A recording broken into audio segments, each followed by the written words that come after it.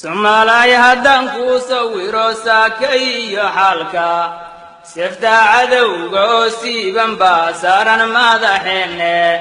safka dheere geerida ayaan wadar sugaynaa saliibigan isbiirsaday kufrigan guudka naga saaran salka inaad ka gurtiyo qaxbay kugu sargoyeene inaad silac ku noolaatayay wada sixiixeen qaxootigu sasaba weeye iyo siri iyo qorlaabe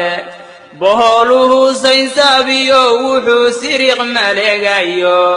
waysal dheer taho meel fog baa laga sanceeyaa ciidan siman inuu dib u saldhigo waa siduu rabaaye halkay sidigta mandeeq nirgaha kula socdaalaysay sayrankiyo halku daaqi jiray gorayga sawdeeya saqaafiyo ragba sahan ku tegayo saldhiganaye adiguna saluglaatihiyo mogan sirahaase Somalay hadma adkici ragbaa sahayday ciidiye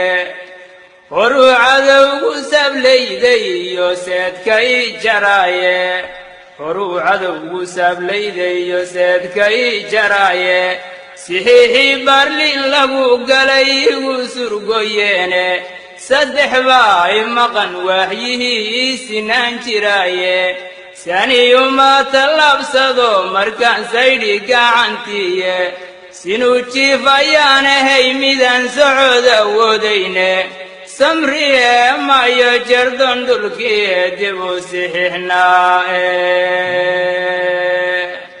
soddon sano dalkeennan burburayee dulliigu saaqay sacaadiyo wanaagiyo dhulkan samaha loo diiday siqdaa dhexe gantaalaha dalkan laysku soo codsiiyo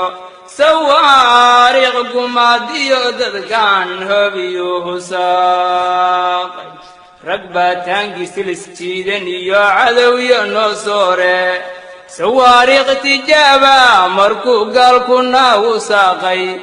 oo colaad saldheer buu qabaye seefta naagu laayay saqiiriyo kabiiriyo hablaba uusan kala soocin soddon mayd sagaal dhaawaciyo sariihiyo daadhsan iyo dhiig sunsumi laamiyada hilibkiyo saydhmay saqiiraabba waayo hooyana uu sibraha gooyey sabi dhicisa gabadh tuurtay oo uu wadnuhu saaqmay saddex lugood le waayeel sirqa oo socod baan haynin oo saablayda baas kaga dhacaa suuqa noo wadhan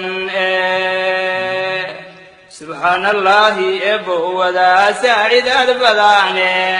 sidaan rabaana waad garan qalbiga waad la socotaaye naga aasamaata bixiyo nasiye samiya gulwaarta sabool gaajo awgeed hurdada seexan kari waayey siqdaa dhexe ilaah tuugayo aan sadnaba haysan iyo socod midaan karin gadaal siqasha mooyaane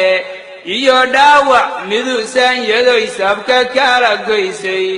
ummad wadaa sidaasaannahoo silac la tahayse salaamullaahi gul waxaan ilaahayna wada siiyo